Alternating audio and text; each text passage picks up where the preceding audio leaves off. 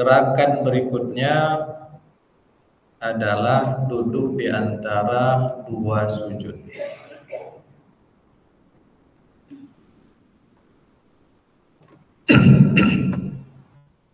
Di dalam himpunan tarjih, setelah sujud, maka tentu gerakan berikutnya yang sudah sama kita maklumi adalah bangun dari sujud untuk duduk secara iftirash. Duduk antara dua sujud tentu duduknya adalah secara iftirash. Iftirash itu di mana panggul sebelah kiri berada di kaki sebelah kiri. Nah, di kaki sebelah kiri, kemudian atau tumit sebelah kiri, kemudian disilangkan di bawah kaki sebelah kanan. Itu namanya sujud iftirash. Kalau sujud tawarruk, maka panggul kita langsung menyentuh ke lantai. Nah, seperti duduk terakhir pada setiap sholat. Kalau iftirash, duduk tahiyat pertama seperti pada sholat maghrib ataupun sholat isya atau sholat yang 4 rakaat. Nah, bagaimana panduannya? Bangun dari sujud untuk duduk secara iftirash sambil membaca takbir. Itu Allahu Akbar, itu tidak mengangkat tangan. Kemudian ketika duduk di antara dua sujud itu, baca doa Allahumma ghfirli warhamni wajburni wahdini warzuqni. Nah, sekali lagi Allahumma ghfirli warhamni wajburni wahdini warzuqni. Kalau yang banyak diajarkan di MDA kita dulu kan ada tambahannya kan, wa'fu anni. Oleh ulama tarjih itu tidak dianjurkan, tidak disebutkan di dalam himpunan tarjih Muhammadiyah. Dan memang dalam hadis yang disebut secara utuh tidak menyebutkan lapas itu, warhamni, yang biasa kita baca itu. Nah, saya coba mencari dari mana asal lapas kata itu. Ternyata memang ada hadis lain, tapi hadis itu tidak menyebutkan doa antara dua sujud secara khusus. Ada lapas itu, tapi bukan doa yang khusus untuk doa yang dibaca di antara dua sujud. Kalau doa yang dibaca di antara dua sujud, inilah Allahumma ghfirli warhamni wajburni wahdini warzuqni. Nah, tak ada kata wa'fu anni, tak ada. Nah, saya pernah membaca, setelah saya cari, ternyata lapas tambahan sampai wa'fu anni itu ijtihad kalau tidak salah oleh Imam Al-Ghazali. Imam Al-Ghazali itu seorang hujjatul Islam yang dikenal dengan karyanya Ihya Ulumuddin, ahli tasawuf juga. Nah, berdasarkan sunnah, beliau pernah menjadi dekan apa rektor ya di Universitas Al-Azhar, di apa, menjadi tenaga pengajar lah. Dia wafat tahun 505 Hijriah. Nah, dari situlah mungkin ada yang menambahkan lapas sampai ke lapas wa'fu anni tadi. Tapi sampai ke lapas wa'fu anni itu tidak disebutkan secara khusus. Hadis tidak menyebutkan secara khusus itulah bacaan duduk antara dua sujud. Kalau begitu, kalau menurut saya lebih baik langsung kepada bacaan yang murni, langsung dijelaskan dalam hadis sampai kepada lapas warzuqni saja. Bukan menyalahkan sampai lapas wa'fu anni itu, tapi yang secara sore hadisnya bacaan ini disebutkan sampai kepada lapas warzuqni. Sekali lagi, Allahumma ghfirli warhamni wajburni wahdini warzuqni. Itu doanya. Itu doa yang dibaca di antara dua sujud. Adapun duduk iftiras di antara dua sujud itu adalah menjulurkan telapak kaki kiri ke kanan dan pantat duduk di atasnya, sementara telapak kaki kanan ditegakkan dengan jari-jari kaki ditekuk dan ujungnya mengarah ke kiblat, serta meletakkan telapak tangan kanan di atas ujung paha kanan dekat dengan lutut, yang sudah kita maklumi, dan telapak tangan kiri di atas ujung paha kaki kiri dekat dengan lutut, dengan jari-jari tangan sedikit direnggangkan dan diarahkan ke kiblat, serta ujung-ujung jari sampai ke lutut. Ujung jari sampai ke lutut, jari telunjuk. Nah, jadi ini lutut kira-kira seperti ini. Kemudian itu panduannya. Setelah itu setelah membaca doa ketika sujud, kemudian bangun dari sujud untuk duduk tiras sambil membaca takbir, dan ketika duduk membaca doa tadi. Allahumma ufirli warhamni wajburni wahdini warzuqni. Nah, apa dasarnya? Ini berdasarkan hadis riwayat Imam At-Tirmizi. Kita perhatikan hadisnya. An Ibnu Abbas radhiyallahu anhuma anna Nabiyya sallallahu alaihi wasallam kana yaqulu baina sajdataini. Nah, ini jelas. Dari Abdullah ibn Abbas bahwasanya Nabi sallallahu alaihi wasallam kana yaqul, kana itu fi'il madhi nakis, yaqul fi'il mudhari. Kalau ketemu fi'il madhi nakis seperti kana dengan fi'il mudhari, ini menunjukkan perbuatan itu sering dilakukan Nabi. Nah, kalau begitu, kana yaqulu, Nabi sallallahu alaihi wasallam sering mengucapkan atau membaca bainas sajadataini, di antara dua sujud. Nah, ini Allahumma ufirli, ya Allah ampunilah dosaku, warhamni, sayangilah aku, wajburni, selamatkan aku, wahdini, berilah aku petunjuk, warzuqni, dan beri aku rezeki. Nah, itu berdasarkan hadis riwayat Imam At-Tirmizi. Tak ada lapas wa'fu anni, maka sebaiknya cukup itu saja yang kita baca, karena itu yang sore hadisnya berdasarkan hadis riwayat Imam At-Tirmizi. Nah, setelah duduk di antara dua sujud dan membaca salah satu doa tersebut, maka kemudian membaca takbir lalu sujud tanpa mengangkat tangan untuk kedua kalinya dan membaca doa seperti pada sujud pertama. Nah, itu cara duduk antara sujud, simpel saja. Bangun dari sujud pertama, kemudian letakkan tangan di atas paha kanan, kemudian belum menunjuk ya, belum menunjuk itu pada duduk tahiyat, hanya meletakkan jari-jari di atas paha, nah, sampai ujungnya ke lutut. Nah, bukan menunjuk itu saat tahiyat, baru membaca doa, kemudian sujud kembali tanpa mengangkat tangan dan membaca doa sujud seperti doa sujud pada rakaat yang pertama. Ini bisa kita maklumi. Baik, setelah itu, setelah melaksanakan sujud pada sujud yang kedua pada rakaat itu, berikutnya bangun dari sujud seraya membaca takbir tanpa mengangkat tangan dan duduk seperti duduk iftiras sebentar, lalu berdiri untuk rakaat yang kedua dengan menekankan telapak tangan pada tempat sujud. Nah, duduknya dengan duduk iftiras.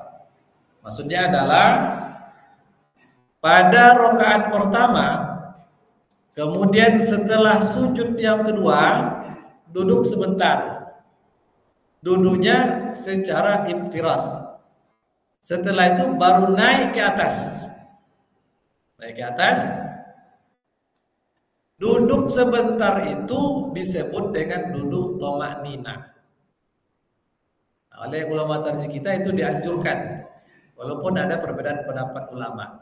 Kalau dilihat dari sisi pendalilan, di antara ulama yang menganjurkan mensunnahkan, saya bisa bayangkan kan, selesai sujud yang kedua pada rokaat pertama, kita mau berdiri untuk rokaat yang kedua. Maka sebelum berdiri, duduk sebentar dengan cara iftiras, itu namanya duduk thama'ninah. Sama nanti dengan saat berangkat atau naik pada rokaat yang keempat. Selesai rokaat yang ketiga, ketika hendak naik ke atas pada rokaat yang keempat, duduk sebentar, baru naik. Duduk sebentar itu namanya duduk thama'ninah.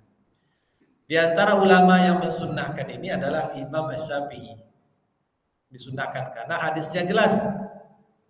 Tapi oleh ulama lain mengatakan itu dilakukan oleh Rasulullah di akhir-akhir hayatnya. Sehingga itu mereka tidak menganjurkan. Artinya ini memang perbuatan sunnah dalam pandangan Imam Syafi'i. Bagi yang lain ada yang mengatakan tidak disunnahkan. Karena itu dilakukan oleh Nabi pada akhir-akhir hayatnya yang menunjukkan pada usia tuanya. Kalau masih muda tidak perlu. Tapi kalau kita pikir juga sepertinya pendapat Imam Syafi'i ini lebih logis. Apa sebab? Karena Rasulullah walaupun dia tua, sudah umur 60 tahun, sampai mati pun fisiknya tetap kuat. Nah, maka ulama tarjih memilih pendapat ini. Tetap dianjurkan untuk duduk istirahat atau duduk istirahat ya, atau duduk thama'ninah sebelum naik pada rakaat berikutnya.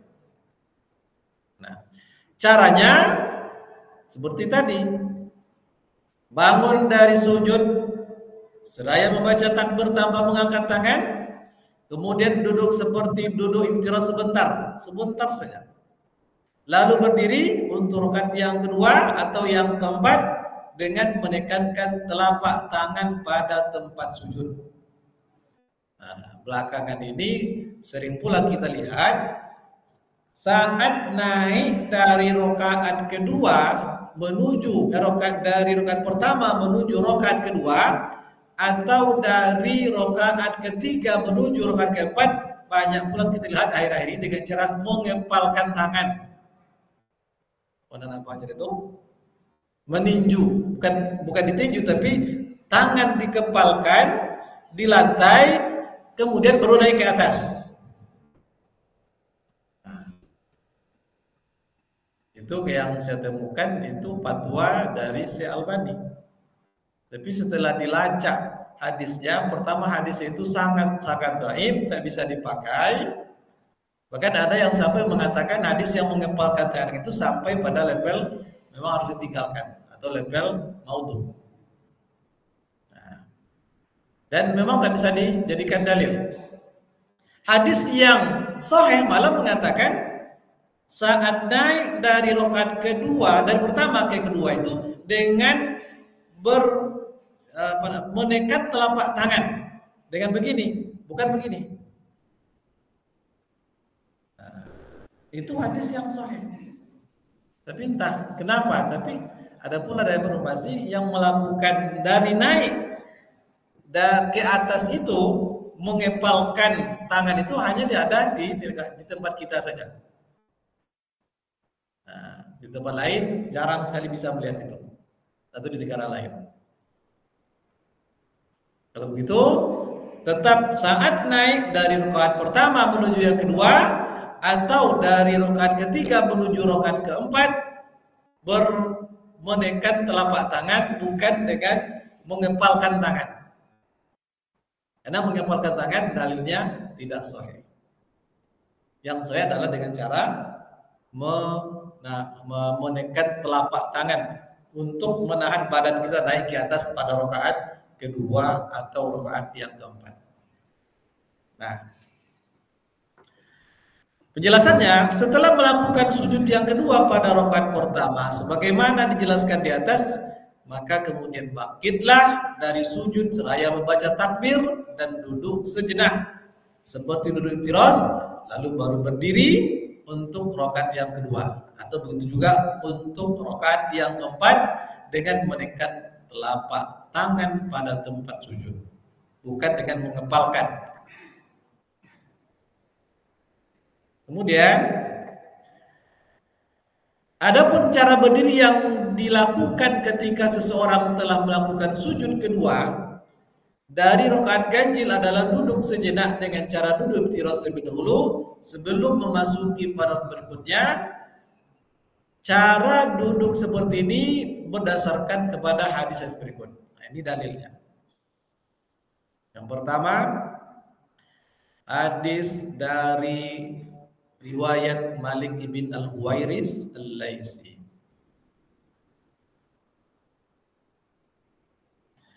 An Abi Kilabah taqal, diriwayatkan dari Abu Kilabah, dia mengatakan, akhbarana Malik ibn al-Huwairis al-Laisi, mengkabarkan kepada kami Malik ibn al-Huwairis al-Laisi, annahu, bahwasanya dia ra'an Nabi sallallahu alaihi wasallam, melihat Nabi sallallahu alaihi wasallam yusalli, melakukan salat. Fa iza kana fi witrin min salatihi lam yanhad hatta yastawi qa'idah. Maka apabila dia berada pada rakaat witir, nanti rakaat ganjil, rakaat pertama, rakaat ketiga, min salati, dari salatnya, lam yanhad hatta yastawi qa'idah, dia tidak akan yanhad, naik berdiri untuk melakukan rakaat berikutnya sebelum yastawi qa'idah, sebelum dia benar-benar sempurna duduknya, lurus duduknya. Duduk istirahat sebentar tadi, bukan sekedar duduk basa-basi. Jadi bangkit dari sujud menuju rakaat yang kedua, berarti sujud yang kedua duduk sampai tegak, artinya sempurna duduknya. Sempurna duduknya, baru dia naik berdiri untuk rakaat yang kedua atau yang keempat dengan cara tangan dibuka, baru dia naik, bukan dikepalkan. Tapi dalam bahasa ini hanya menyebutkan dia sampai duduk secara sempurna, yastawi, lurus duduknya. Hadis diriwayatkan oleh Imam Al-Bukhari, At-Tirmizi, An-Nasai, dan Abu Dawud. Berarti hadis ini hadis yang tak diragukan kesahihannya, karena diriwayatkan oleh Imam Al-Bukhari dan imam-imam yang lain. Itu dalil disyariatkannya untuk duduk sejenak setelah sujud yang kedua pada rakaat pertama atau pada rakaat yang keempat. Nah, itu sunnah. Tapi kalau tidak melakukan itu, sholat tetap sah. Karena ini bukan wajib, tidak pula berdosa. Cuman kita ingin sedapat mungkin semua gerakan sholat yang kita lakukan itu persis seperti yang dilakukan oleh Nabi. Kita itu yang kita usahakan. Karena Nabi mengatakan, "Shollu kama ra'aitumuni usolli." Lakukanlah sholat oleh kalian seperti apa kalian melihat aku sholat. Seperti apa sahabat dia sholat, dia riwayatkan, seperti itu kita lakukan. Apapun gerakannya, sesuai dengan dalil. Baik, itu hadis yang pertama. Hadis yang kedua masih dari Abi Kilabah, dia mengatakan, ja'ana Malik ibn al-Huwairis wa shalla bina fi masjidina hadza. Dari Abu Kilabah, dia mengatakan, datanglah kepada kami Malik ibn al-Huwairis, kemudian dia sholat bersama kami di masjid kami. Faqal inni la usalli bikum wa ma uridu sholata walakin uridu an uriyakum kaifa ra'aitu an-nabiyya sallallahu alaihi wasallam yusalli. Nah, kata Malik tadi, aku bukan ingin melaksanakan sholat, tapi aku akan menerangkan kepada kalian bagaimana Nabi sallallahu alaihi wasallam melaksanakan sholat seperti aku lihat. Jadi maksudnya, inni la usalli bikum wa ma uridu shalah. Saya ingin menjelaskan sholat kepada kalian, tapi bukan ingin sholat bersama kalian, bukan itu. Saya ingin menjelaskan seperti apa Rasulullah sholat, seperti yang saya lihat. Kaifa ra'aitu Nabiyya sallallahu alaihi wasallam. Di tengah hadis Dia menceritakan wa iza rafa'a ra'sahu anis sajadati tsaniyah jalasa wa tamada 'alal ardi summa qama. Dan apabila beliau mengangkat kepalanya dari sujud yang kedua, beliau duduk, jalas, dia duduk, wa tamada 'alal ardi summa qama. Kemudian bertumpu ke lantai, kemudian dia berdiri. Jadi berdirinya itu bukan langsung, dia bertumpu dulu di atas lantai. Tangannya itu diletakkan di atas lantai. Nah, ini hadis yang kedua ini sebagai dalil. Yang pertama, disunnahkan duduk istirahat sebentar, sejenak sampai duduknya sempurna. Yang kedua, baru dilanjutkan berdiri dengan bertumpu di atas lantai dengan kedua tangannya. Berarti ini menyebutkan dua gerakan sholat paling tidak. Rawahul Bukhari. Hadis ini diriwayatkan oleh Imam Al-Bukhari, berarti hadisnya hadis yang sahih. Itu hadis yang kedua.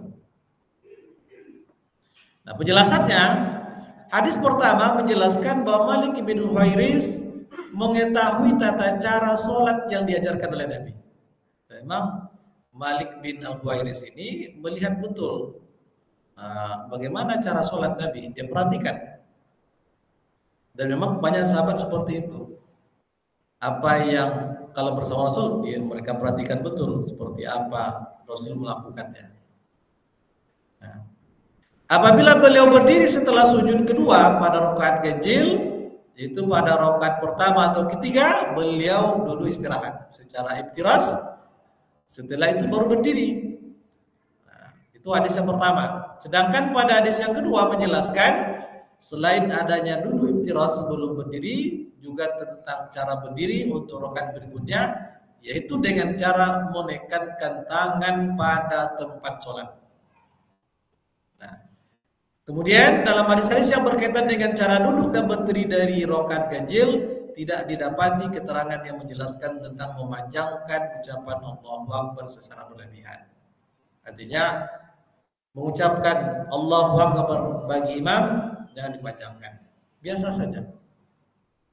Baik dari perpindahan atau intikal saat berdiri sampai sujud, tidak usah terlalu panjang. Ataupun sebaliknya, ataupun pada gerakan yang pendek, seperti dari sujud mau duduk tahiyat. Sebagian juga memanjangkan. Dari sujud mau tahiyat, dia panjangkan Allahu Akbar. Dalam Fatwa Al-Mu'tazili tidak ada dalilnya. Semuanya sama saja.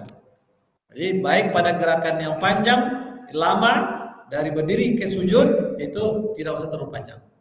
Sebab kalau takbirnya dipanjangkan oleh imam, khawatir nanti makmumnya sudah tidak sabar. Artinya imam baru mengatakan Allahu Akbar, baru pertengahan jalan dari berdiri menuju sujud, makmum sudah ikut bergerak. Ada seorang mengatakan dulu kami baru melakukan gerakan perpindahan itu setelah imam menyelesaikan gerakannya. Kalau dari i'tidal ke sujud, imam ucapan Allahu Akbar, selesai imam mengatakan Allahu Akbar, sempurna sujudnya, baru kami mulai turun untuk sujud.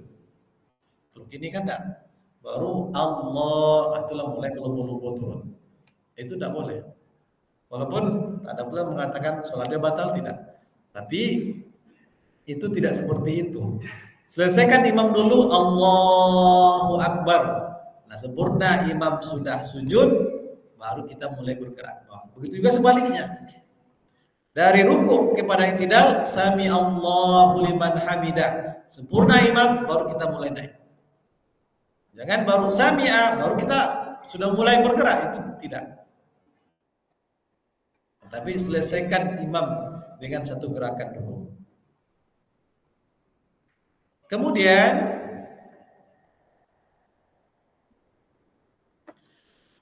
Dalam sarah hadis-hadis di atas dapat disimpulkan bahwa cara berdiri dari rakaat ganjil, rakaat pertama atau ketiga menuju rakaat genap atau rakaat kedua atau keempat dengan melakukan duduk iftiras terlebih dahulu, kemudian berdiri dengan cara menekan kedua tangan pada tempat sholat. Itu jelas dari hadis tadi. Nah, kemudian tidak memanjangkan ucapan Allahu Akbar secara berlebihan, cukup proporsional saja, seadanya saja. Tidak disertai dengan mengangkat tangan, itu juga berdasarkan hadis riwayat Imam Al-Bukhari. Dan itu sudah biasa kita lakukan. Artinya bangkit dari sujud kedua pada rakaat ganjil, rakaat pertama atau ketiga, sampai berdiri tidak perlu mengangkat tangan. Ini baru rakaat kedua. Allahu Akbar, tidak perlu angkat tangan. Yang mengangkat tangan kalau dari rakaat kedua menuju rakaat ketiga. Setelah duduk tahiyat awal, kemudian bangkit untuk rakaat yang ketiga, itu mengucapkan takbirnya disertai dengan mengangkat tangan. Kalau rakaat kedua, keempat tidak. Tapi dari setelah rakaat kedua menuju ketiga itu baru mengangkat tangan.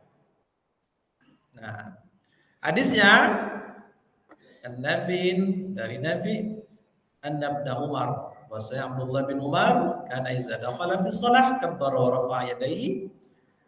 Kalau dia mulai melaksanakan salat dia bertakbir, wa rafa'a yadayhi, mengangkat kedua tangannya. Wa iza raka'a rafa'a yadayhi. Kalau rukuk angkat lagi tangannya. Wa iza qala sami Allahu liman hamidah rafa'a yadayhi. Ketika mengucapkan sami Allahu liman hamidah, dia mengangkat tangan lagi. Nah. Kemudian wa iza qama min ar-rak'ataini, kalau dia berdiri dari rakaat yang pertama menuju yang kedua, rafa'a yadayhi, dia angkat terbalik maknanya.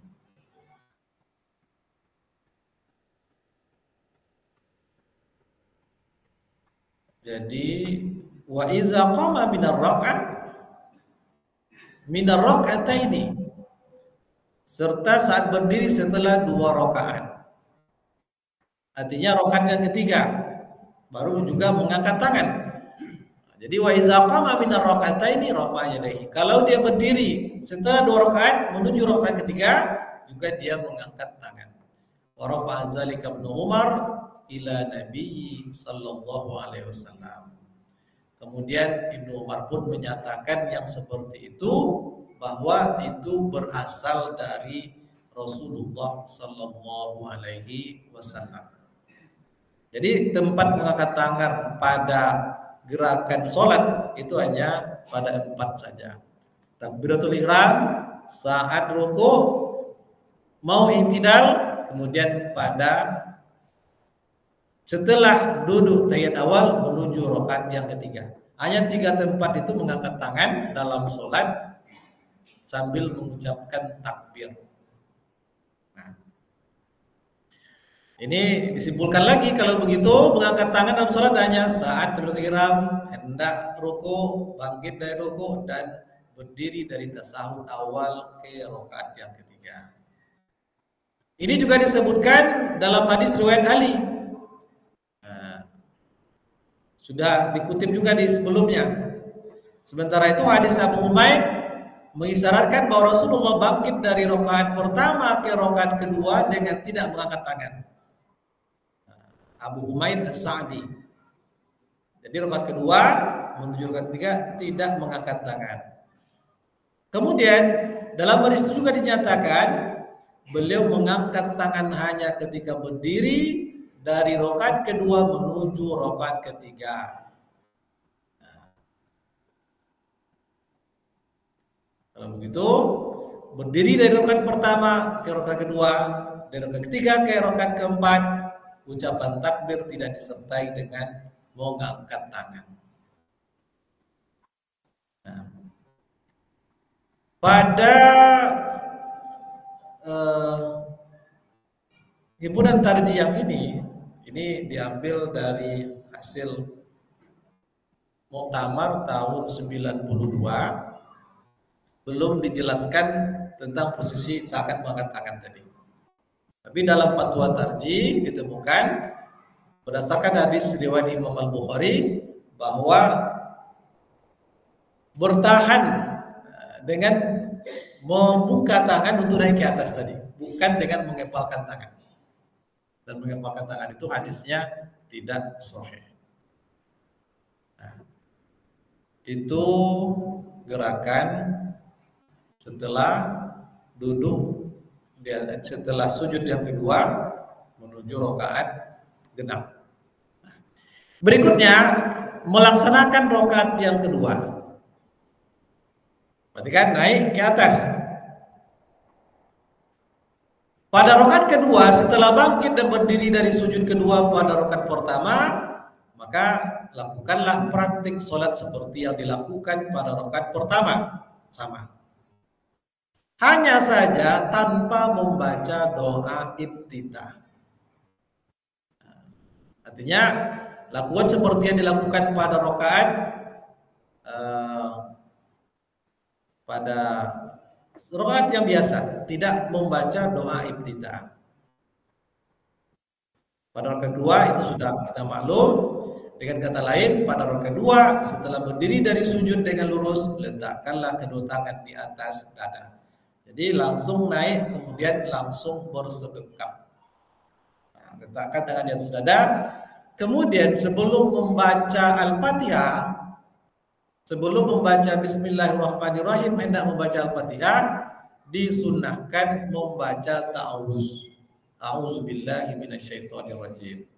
Pada bagian dulu kita sudah sampaikan, membaca ta'awuz itu tidak hanya dianjurkan pada rakaat pertama saja ketika hendak membaca surah Al-Fatihah, tapi dianjurkan pada setiap rakaat.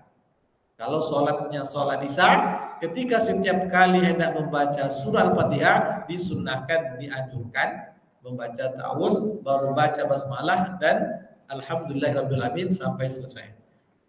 Tidak hanya pada rakaat pertama, tapi pada setiap rakaat. Kemudian lanjutkan membaca surat atau pada Al-Quran seperti pada rakaat yang pertama. Itu sama. Kemudian lakukanlah gerakan-gerakan ruku, i'tidal, sujud pertama, duduk iftiras, sujud kedua, dan baca-bacaannya persis seperti pada rakaat yang pertama. Nah, ini berdasarkan hadis. Karena Rasulullah sallallahu alaihi wasallam adalah Rasulullah sallallahu alaihi wasallam iza nahadha min ar-rakaati tsaniyah, apabila dia bangkit daripada rakaat yang kedua, artinya menuju rakaat yang kedua, istaftahal qiraata, dia memulai bacaan bilhamdulillahi rabbil alamin walam yaskun. Dia memulai pada rakaat yang kedua itu dengan ucapan alhamdulillahi rabbil alamin, dan dia tidak diam.